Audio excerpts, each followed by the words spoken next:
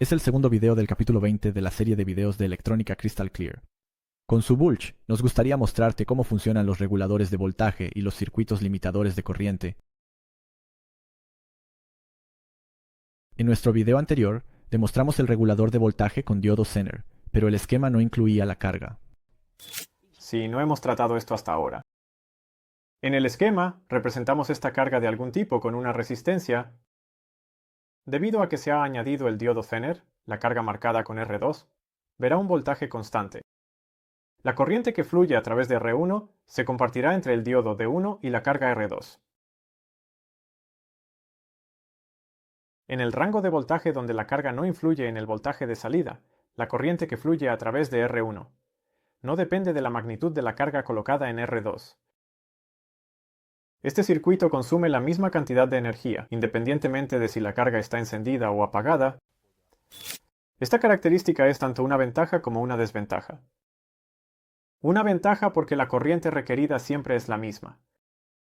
Una desventaja porque a cargas bajas la eficiencia es muy mala. Otra ventaja es que es difícil imaginar un circuito más simple, ya que consiste en solo dos componentes. Ahora, calcula la carga en la que el diodo Zener D1 puede proporcionar un voltaje de suministro estable. Debido a la primera ley de Kirchhoff, la suma de las corrientes que fluyen a través de D1 y R2 fluirá a través de R1. Si la fuente de voltaje marcada con B1 tiene un voltaje de 12 V y el voltaje del diodo Zener D1 es de 6.2 pi, entonces el voltaje a través de la resistencia R1 será de 5.8 V, así que se calculará la corriente de R1. 5.8 voltios dividido entre 1000 ohmios es igual a 5.8 miliamperios. Pero examinemos esto en la práctica. Aquí tenemos una fuente de laboratorio. Será la entrada la fuente de voltaje V1 ajustada a 12 voltios.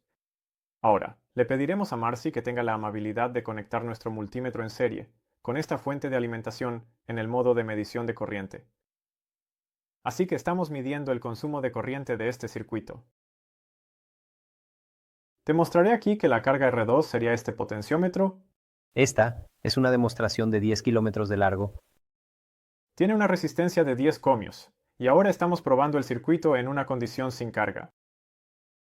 Eso significa que ahora lo estoy girando a la posición de 10 ohmios, así que hay una corriente muy pequeña fluyendo a través de él. Podrías decir que no hay carga.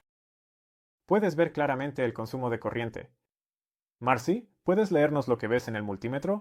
Demetreles, Eso es 5.8 mA, que es lo que calculamos. Bueno, eso es muy bueno. Podemos ver la corriente que se consume sin carga. Veamos qué pasa cuando cambio la carga. Así que ahora voy a girar este potenciómetro y Marcy sacará la conclusión. Ahora estoy girando el potenciómetro y está mostrando. Y esto parece mantenerse estable. Así es, así que técnicamente significa que la resistencia de la carga R2 ha cambiado. Así que su corriente probablemente ha cambiado, pero el voltaje se ha mantenido igual. Es importante notar que si se elige R2 en el circuito de ejemplo, de modo que la corriente que fluye a través de él esté cerca de 5.8 mA, entonces el voltaje ya no estará regulado y el voltaje de suministro de R2 caerá por debajo de 6.2 beta, porque para que el voltaje se mantenga estable, debe fluir una corriente a través del diodo. Y necesita fluir como electricidad. ¿Está bien esto? podemos mostrar esto en el circuito de demostración hecho. Le pedimos a Marcy que convierta la medición de corriente en una medición de voltaje. Para hacer esto, tiene que desconectar el multímetro de la fuente de alimentación. Mientras tanto, estoy volviendo a poner el voltaje de suministro en el circuito. Muy bien, genial. Pongo la carga al mínimo y enciende el multímetro para medir voltaje, y conecta las puntas de prueba del multímetro Gracias.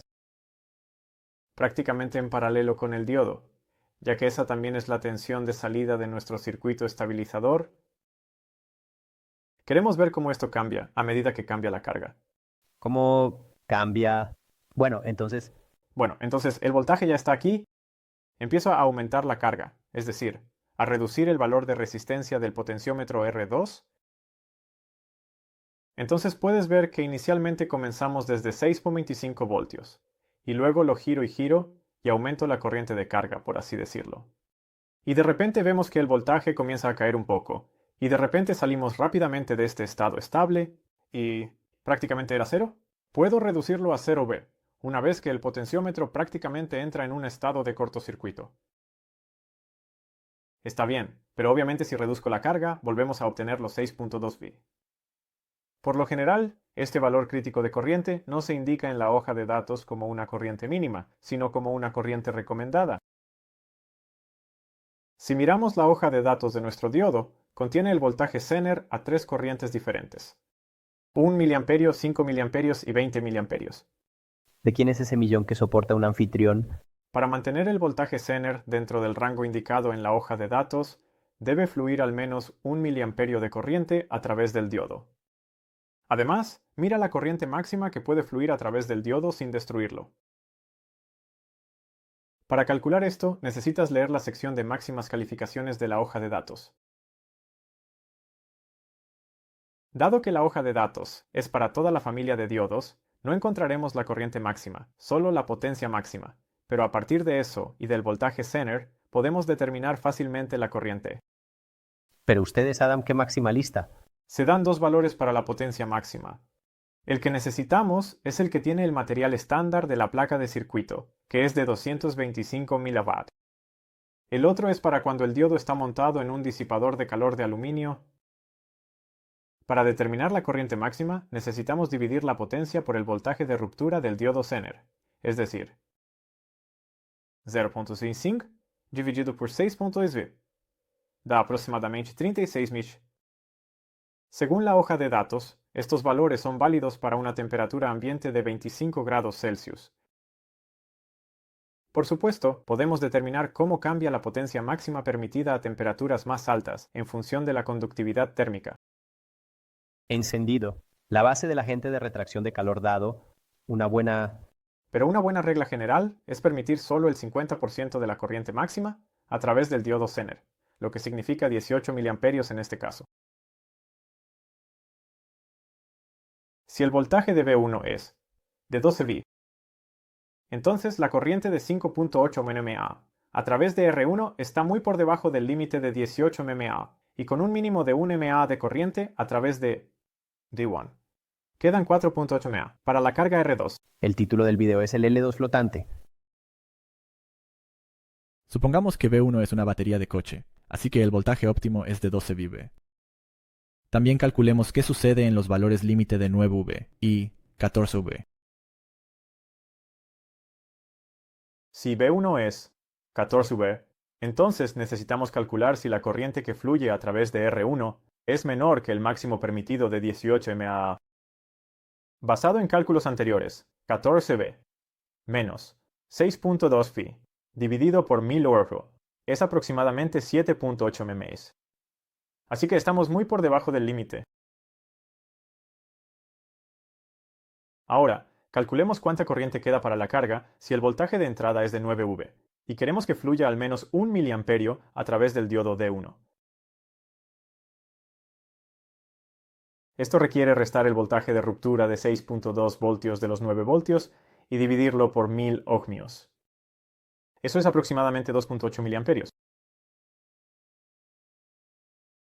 De esto, por supuesto, debes restar la corriente del diodo, que debe ser al menos 1 mA, así que la corriente máxima para la carga es de 1.8 mA.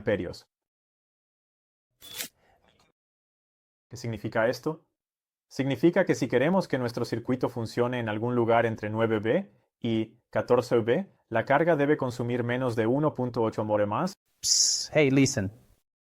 Por supuesto podemos mejorar este número eligiendo un R1 más pequeño, pero entonces también tendríamos que usar un diodo Zener de mayor potencia.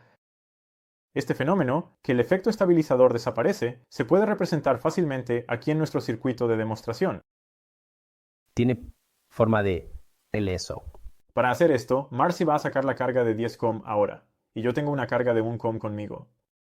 Esto significa que a 6.2 VOE, aproximadamente 6.2 mA, fluirán a través de este resistor, lo cual está muy por encima de este límite de 1.8 mA.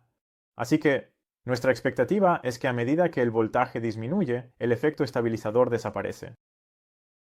Así que le daré esto a Marcy para que coloque esta carga. Mientras tanto, nuestra fuente de laboratorio ya está ajustada a 14 voltios. Voy a ajustarlo un poco para asegurarme de que realmente esté en 14, mientras Marcy coloca la carga aquí. Puedes ver que hemos colocado el resistor de carga, y todavía estamos en los estables 6.2 voltios. Sin embargo, si Marcy comienza a reducir el voltaje lentamente, puedes ver que ahora, a 13 voltios, el voltaje está bajando.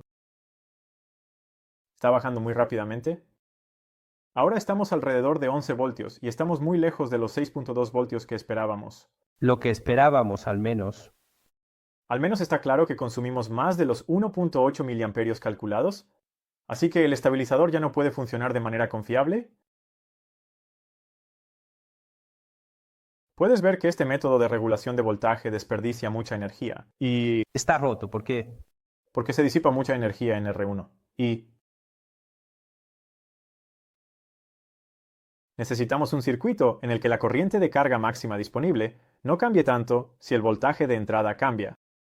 Este es el problema que resuelven los reguladores de voltaje en serie. Tales circuitos son, por ejemplo, fuentes de alimentación lineales que añaden transistores al simple diodo Zener.